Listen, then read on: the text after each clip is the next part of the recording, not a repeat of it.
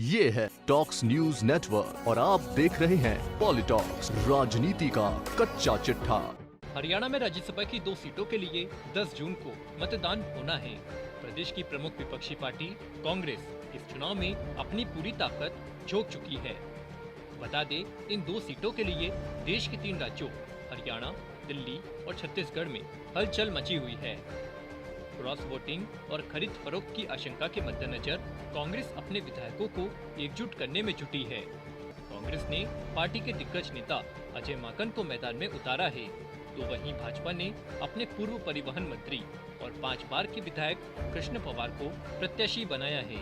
इसके अलावा एक मीडिया ग्रुप के मालिक कार्तिकेय शर्मा भी मैदान में हैं। कार्तिकेय भूपेंद्र सिंह हुड्डा के पुराने दोस्त और पूर्व केंद्रीय मंत्री विनोद शर्मा के बेटे हैं। इनका अपना कोई राजनीतिक इतिहास नहीं है, लेकिन कार्तिकेय को भाजपा की सहयोगी जन नायक जनता पार्टी सहित कुछ निर्दलीयों का समर्थन हासिल है।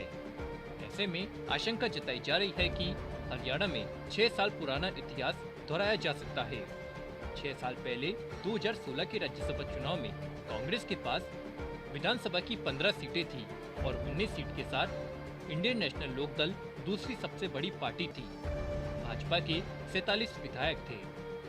राज्यसभा चुनाव में कांग्रेस और इनेलो ने जाने माने वकील आर.के. आनंद को साझा उम्मीदवार के तौर पर उतारा था, लेकिन भूपेंद्र हुड्डा को आर.के. आनंद पसंद नहीं थे।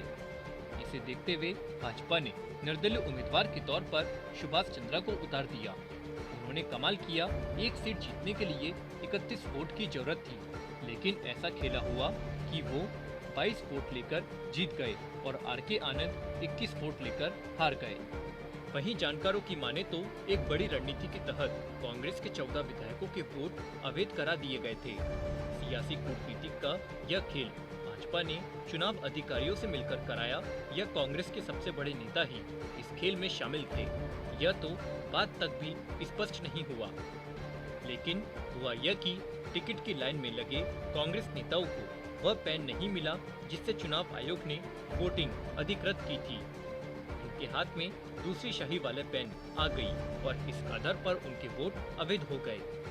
उसके बाद एक सीट जीतने के लिए जरूरी वोट का आंकड़ा कम होकर 26 हो गया। ऐसे में भाजपा ने अपने पहले उम्मीदवार को मिले अतिरिक्त 22 वोट सुभाष चंद्रा को ट्रांसफर कर दिए। दूसरी ओर आर.के. आनंद को इनेलो के 19 के अलावा 2 और वोट मिले थे। ऐसे में आनंद 21 वोट लेकर हार गए। राजनीति के जानकारों की माने तो इस बार फिर ऐसा खेला होने की संभावना बन रही है। भाजपा ने दूसरी सीट के लिए एक मीडिया समूह के मालिक कार्तिकेय शर्मा को समर्थन दिया है, तो कांग्रेस ने पार्टी महासचिव अजय माकन को मैदान में उतारा है। पिछली बार कांग्रेस और इनेलो के पास 34 सीट थी। इस बार कांग्रेस के पास 31 और इनेलो की सिर्फ 1 सीट है। राज्यसभा की 1 सीट जीतने के लिए ठीक 31 वोट की जरूरत है, लेकिन भूपेंद्र हुड्डा को कमान दिए जाने से पार्टी के कई नेता नाराज बताए जा रहे हैं, जिसमें पहला नंबर है कुलदीप बिश्नोई, जिन्होंने इनका खुला विरोध किया है।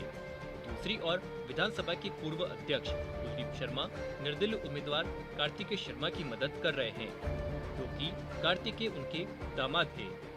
कार्तिकेय शर्मा के पिता विनोद शर्मा हरियाणा के एक बड़े नेता है और किसी जमाने में हुड्डा के बेहद करीबी रहे हैं। ऐसे में आशंका है कि हुड्डा और माकन के खेमेबाजी से कांग्रेस को नुकसान हो सकता है। ओम प्रकाश चौटाला के नए दाव के बाद से इस आशंका पर चर्चा होने लगी है। दरअसल चौटाला की जीजेपी के पास 10 विधायक है, इनेलो, हलोपा के 1-1 और 7 निर्दलीय विधायक है। चौटाला अपना कोई उम्मीदवार जिता नहीं सकते, इसलिए उन्होंने कार्तिकेय को समर्थन कर दिया है। कार्तिकेय ने एक कदम बढ़ते हुए निर्दलीय विधायकों से समर्थन हासिल होने का दावा कर दिया है।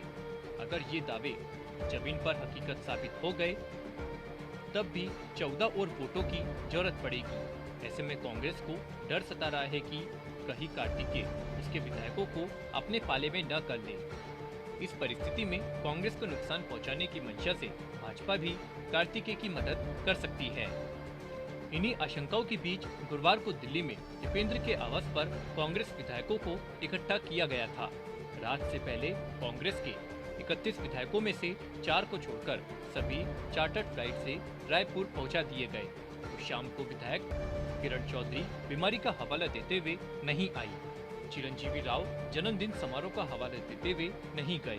सधोरा की पहली महिला विधायक रेणुबाला व्यक्तिगत कारणों का हवाला देकर नहीं गई। आदमपुर विधायक कुलदीप बिश्नोई हरियाणा कांग्रेस का अध्यक्ष नहीं बनाए जाने से खासे नाराज चल रहे हैं, इसलिए उनका भी पहुंचना अभी नहीं हो पाया है। साथ ही हुड्डा का अभी खुद पहुंचना भी बाकी है।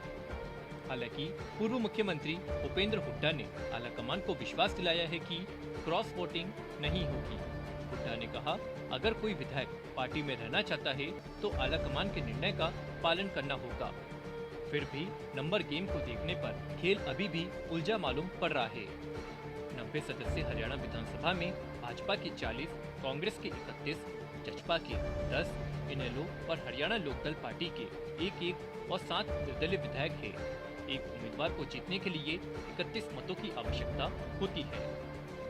भाजपा आसानी से जीत की गारंटी दे सकती है, लेकिन कांग्रेस अपनी संख्या के बारे में अनिश्चित है, क्योंकि बिश्नोई नाराज है और अन्य कई विधायक भी रायपुर नहीं पहुंचे हैं। दूसरी तरफ नाराज दिग्गज विधायक कुलदीप बिश्नोई को मनाने का प्रयास जारी है। शुक्रवार को बिश्नोई ने कहा कि मैं पहले ही कह चुका हूं कि जब तक राहुल गांधी मुझसे नहीं मिलेंगे, मैं और मेरे समर्थक पार्टी के किसी कार्यक्रम में शामिल नहीं होंगे। मुझे बताया गया कि वह देश से बाहर है और 8 या 9 जून को मुझसे मिलेंगे। राहुल गांधी से मुलाकात के बाद भी मैं तय करूंगा कि मुझे कौन सा कदम उठाना है। पॉलिटॉक्स ब्यूरो, हरियाणा। ये है टॉक्स न्यूज नेटवर्क और आप देख रहे हैं पॉलिटॉक्स, राजनीति का कच्चा चिट्ठा।